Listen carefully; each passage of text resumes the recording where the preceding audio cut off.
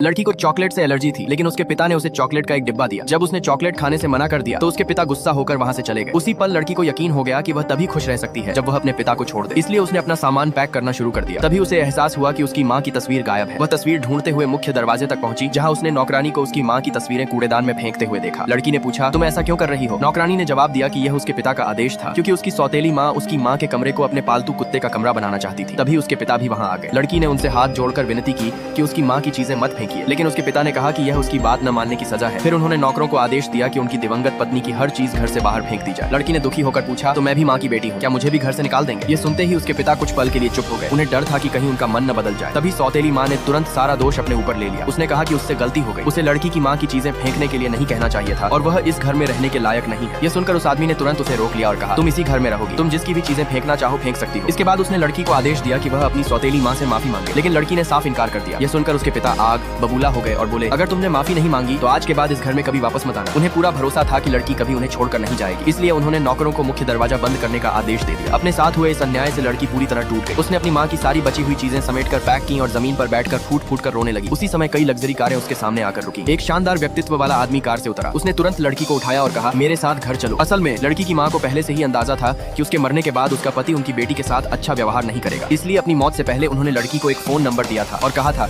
कि अगर कभी उसे अपने पिता का घर छोड़ना पड़े तो इस नंबर पर मदद मांग लेना। पिछली रात लड़की का फोन मिलते ही उस आदमी ने उसे गोद लेने का फैसला कर लिया और विदेश से तुरंत वापस लौट आया। जब लड़की ने उसे अपनी माँ की तस्वीर को प्यार से सहलाते हुए देखा तो वह हैरान हो गई और उनके रिश्ते के बारे में पूछा। उस आदमी ने बताया कि वह और उसकी माँ बचपन से साथ बड़े हुए थे। वह कई सालों से चुपचाप उससे प्यार करता था, लेकिन कभी अपने दिल की बात नहीं कह सका। जब उसे उसकी शादी का निमंत्रण मिला तभी उसे अपनी सबसे बड़ी गलती का एहसास हुआ। फिर उसने लड़की से वादा किया, आज के बाद मैं किसी को भी तुम्हें दुख नहीं पहुंचाने दूंगा। कुछ समय बाद वह लड़की को अपने माता पिता से मिलाने ले गया। लड़की ने बड़े सम्मान से उस अमीर आदमी के पिता को दादाजी कहकर पुकारा। यह सुनकर बूढ़े व्यक्ति की खुशी का ठिकाना नहीं रहा। जब उन्हें पता चला कि लड़की के असली पिता ने उसे छोड़ दिया है और उनका बेटा उसे गोद लेना चाहता है तो उन्होंने अपने बेटे की तारीफ करते हुए कहा कि उसने आखिरकार जिंदगी का सबसे सही फैसला लिया। फिर वह लड़की को अपनी पत्नी के पास ले गए जो पिछले 3 सालों से कोमा में थी। उन्होंने लड़की से कहा, उन्हें दादी कहकर बुलाओ। लड़की ने मासूमियत से दादी कहा। सबकी हैरानी के बीच वह बुजुर्ग महिला तुरंत होश में आ गई। उन्होंने बताया कि पिछले 3 सालों से उन्हें सब कुछ सुनाई देता था, लेकिन वह अपनी आंखें नहीं खोल पा रही थी। पूरा परिवार खुशी से झूम उठा। उस अमीर आदमी ने भी लड़की को अपने परिवार का लकी स्टार कहा। अपनी माँ की मौत के बाद पहली बार किसी ने उसकी तारीफ की थी। उस दिन लड़की को सच में लगा कि उसे अपना असली परिवार मिल गया। कुछ दिनों बाद वह आदमी उसे नए कपड़े खरीदने के लिए शॉपिंग पर ले गया। उसने मुस्कुराकर कहा, कीमत की बिल्कुल चिंता मत करना, जो पसंद आए वो ले लेना। इतना कहकर वह एक जरूरी फोन कॉल करने के लिए थोड़ा दूर चला गया, लेकिन जैसे ही वह वहाँ से हटा लड़की ने अचानक अपने पिता की आवाज सुनी। वह लगभग दौड़कर उनकी तरफ जाने ही वाली थी। तभी उसने देखा कि उसके पिता अपनी सौतेली माँ की छोटी बेटी को गोद में उठाए हुए थे।